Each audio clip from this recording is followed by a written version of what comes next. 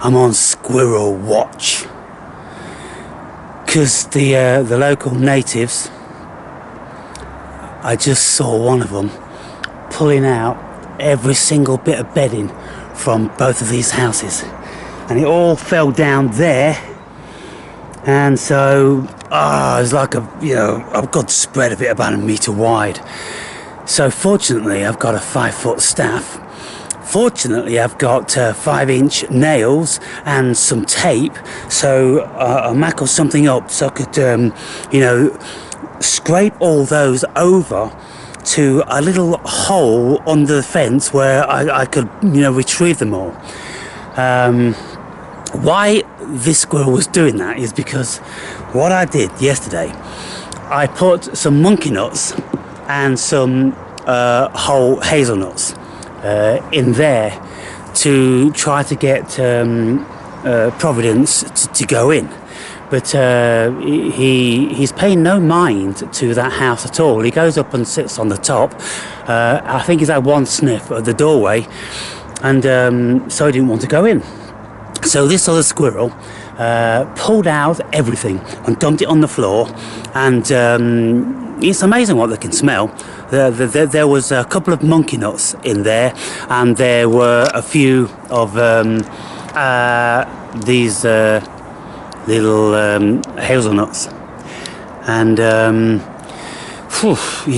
these guys, they're clever. They're proper clever.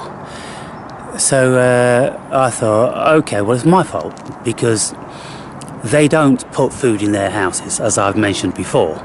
But I was just trying to encourage him to go in there. My daughter said, well, why don't you just block up his house, and then he'll be forced to? And I'm kind of like, well, on the odd chance that he doesn't, and he's too afraid to go in there, I don't want him freezing his balls off perched up in a tree all night long. So what this incident has done, it's produced something of benefit.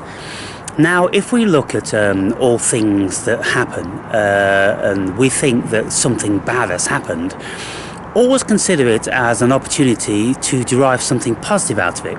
So what I've derived out of that is, well, it's given me the perfect opportunity to mix up the fluffy cushion bedding that I put in the top home with his own scented tea towel cloth, which I've got here. So I've got, that's the fluffy stuff from out of there, and that's the tea towel that he's got all his scent on, that he's very familiar with. So I've mixed both those up, and I've evenly distributed them between the two. And so now, when he goes up around here and has a little bit of a sniff in there, he's going to go, hang on, that smells like my shit. What's going on here? And then he's going to think, maybe Daddy put it there for me. He could think like that. I like to think he thinks like that. Just like some people like to think Jesus is a real boy or a man. So, I'm like, you mess with my boy's house again, and there's going to be trouble around here.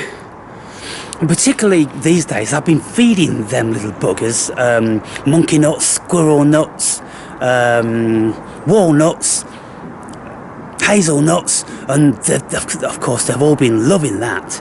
But they get the taste for that, and then once they smell them, I've kind of shot myself in the foot and done Providence a disservice, because now the little buggers are going to be back, but because their sense of smell is so acute, I'm pretty sure that they're going to go, there's nothing in there today.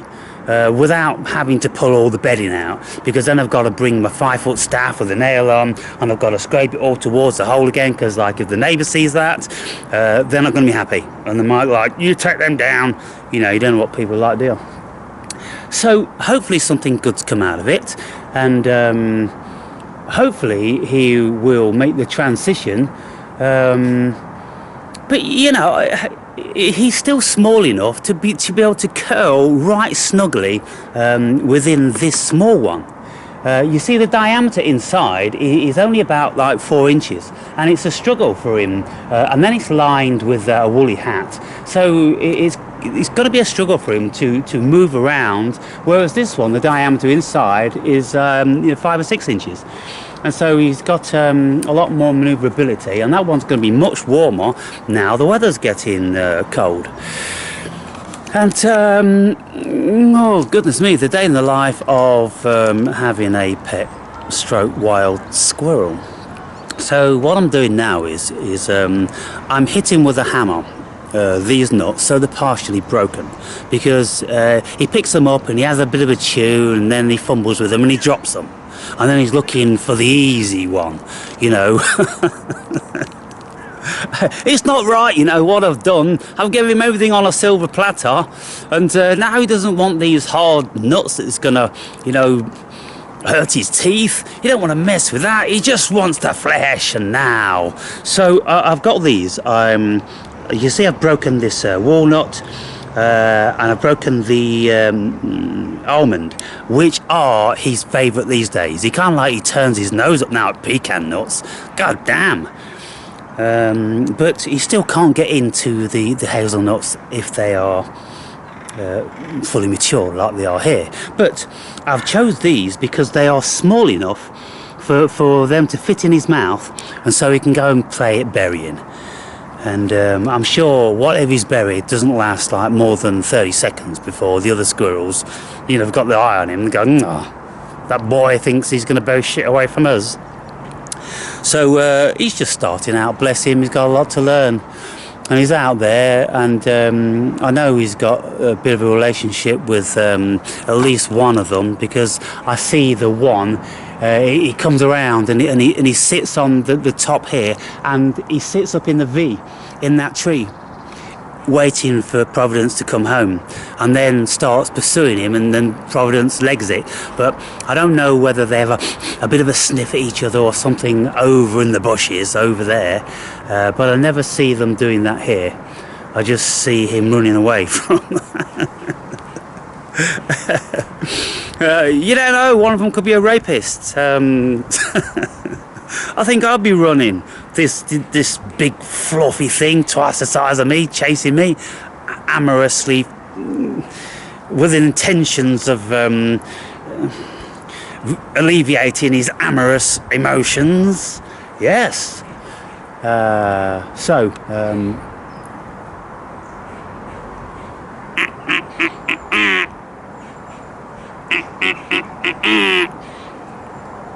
That's what they're doing.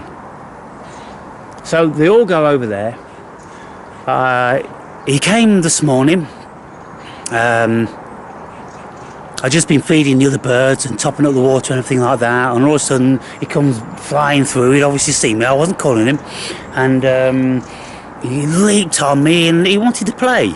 So we had a good play, you know, for about 10 minutes, and he wasn't that hungry. He's now eating bark, he's eating buds, he's eating the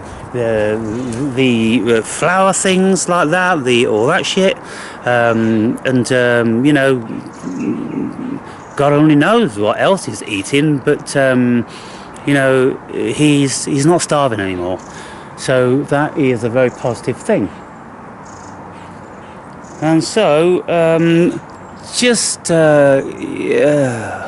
you know, I could do with a paintball gun, and, you know, next time I see one of them, you know, tearing his house apart. And then if I managed to hit one and it splattered pink or yellow, I'd know which fucker it was every time I saw him. Mind you, they're not that accurate, are they? Really? So anyway, you know, they're all beautiful creatures and they're very clever, and they're just doing what naturally, instinctively they're going to do. And Providence, he's got to learn to look after his own shit. And if he sees anybody hanging around here, he's got to show them that that's not acceptable. And as he gets bigger, I'm sure he will. So, come on, Providence. I saw a blue tip checking this out a couple of days ago, and me and my daughter were watching with the binoculars from my apartment, and I'm like, Providence, if you don't take ownership of that, somebody else will, or something else will. And it's going to be very interesting to see what happens. whether he stays living here in the summertime or whether he's going to build his own dray, and what comes to nest in these towards springtime. Because I'm pretty sure there's going to be lots of birds that are not going to be too bothered about living next door to a squirrel. And you know, you see some of these birds and they'll have a go at squirrels because they know they're not like you know, dangerous, and they'll just hassle them and they'll be pecking at them and, you know, almost evicting them. You know, in the way Providence is going, I'm pretty sure that a pair of blue tits would manage to send him on his way, because he's not stamping out his authority as much as he should be. And so by now he should have pissed on all of his blankets to let all the other squirrels know that that's his shit. He should have pissed all over this, saying, this is my shit, don't be fucking with my shit, okay?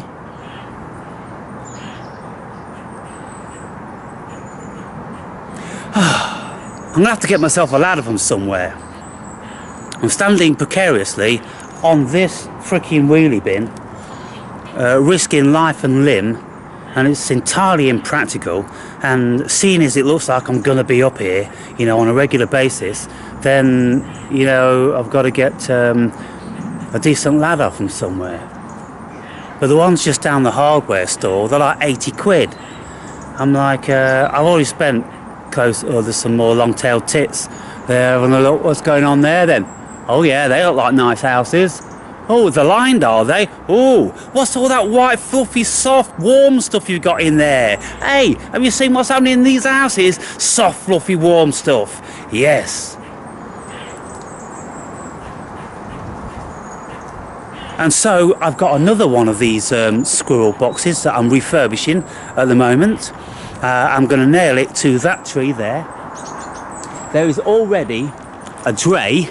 I'll show you where the tray is, where probably this pest lives, which Robin ransacking Providence's house. That's a dray, and that's being inhabited at this very moment.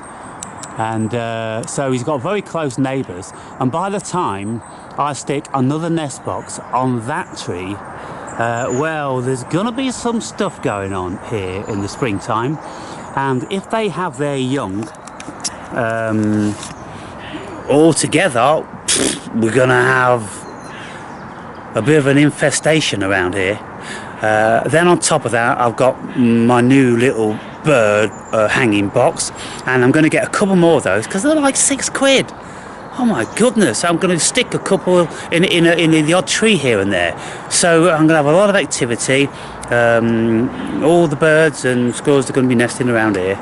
And so I'll probably start a documentary from my window, put this camera on its tripod so I can just turn it on when activity's going on. And there we have it. Alright guys, catch you later.